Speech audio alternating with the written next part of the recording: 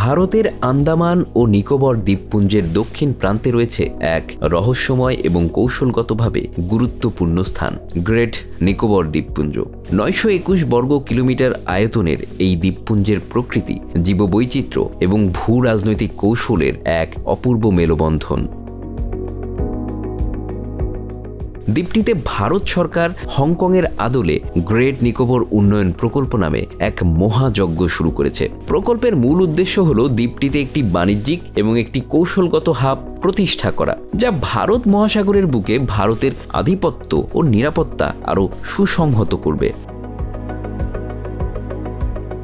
এই অঞ্চলে 166 বর্গ কিলোমিটার জুড়ে বিস্তৃত এই প্রকল্পে একটি ট্রান্সশিপমেন্ট হারবার, একটি বিদ্যুৎ কেন্দ্র, বিমানবন্দর ও একটি নতুন টাউনশিপও অন্তর্ভুক্ত রয়েছে, যেখানে খরচ ধরা হয়েছে 72,000 কোটি টাকা। আর পুরো প্রকল্প শেষ হতে সময় লাগবে প্রায় 30 বছর। সমস্ত কিছুই এমনভাবে তৈরি হচ্ছে যাতে এই অঞ্চলকে ভারত মহাসাগর ও সুয়েজ খাল বরাবর থাকা গুরুত্বপূর্ণ বৈশ্বিক বাণিজ্য রুটের সঙ্গে জুড়ে দেওয়া যায়। গ্রেট নিকোবর দ্বীপপুঞ্জ মালাক্কা প্রণালীর খুব কাছাকাছি অবস্থিত, যা বিশ্বের অন্যতম ব্যস্ততম সামগ্রিক বাণিজ্য রুট। এই রুট দিয়ে চীন, জাপান এবং দক্ষিণ কোরিয়ার মতো দেশগুলোর জ্বালানি ও বাণিজ্য পণ্য পরিবহন হয়।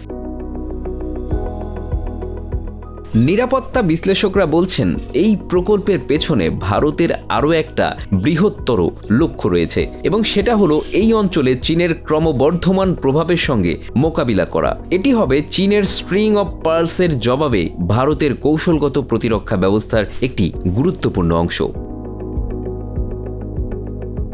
চীন ইতিমধ্যেই ভারত মহাসাগরের বিভিন্ন স্থানে বন্দর নির্মাণ এবং সামরিক উপস্থিতি জোরদার করছে। শ্রীলঙ্কায় চীনের হাম্বানটোটা বন্দর এবং পাকিস্তানে গওদার বন্দর ভারতকে ঘিরে রাখার একটি কৌশল।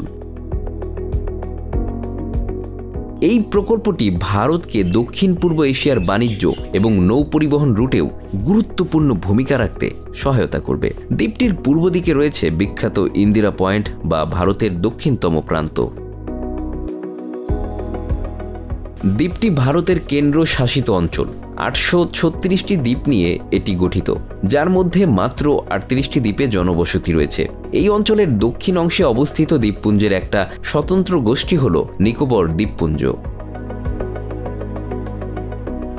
গ্রেট নিকোবর দ্বীপের প্রায় 80% রেইন ফরেস্ট বা ঘন বর্ষণ বনাঞ্চল দ্বারা আচ্ছাদিত। এটি 1800-র বেশি প্রাণী এবং 800 প্রজাতির উদ্ভিদের আবাসস্থল।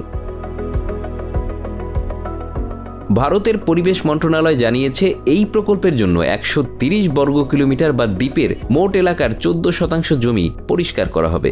কিন্তু তা সত্ত্বেও এই প্রকল্প সেখানকার প্রায় 9,64,000 গাছের অস্তিত্বকে প্রশ্নের মুখে ঠেলে দিতে পারে। তবে এই সংখ্যা বাস্তবে আরও বেশি হতে পারে বলে সতর্ক করেছে বিশেষজ্ঞরা। Bangla affairs news desk.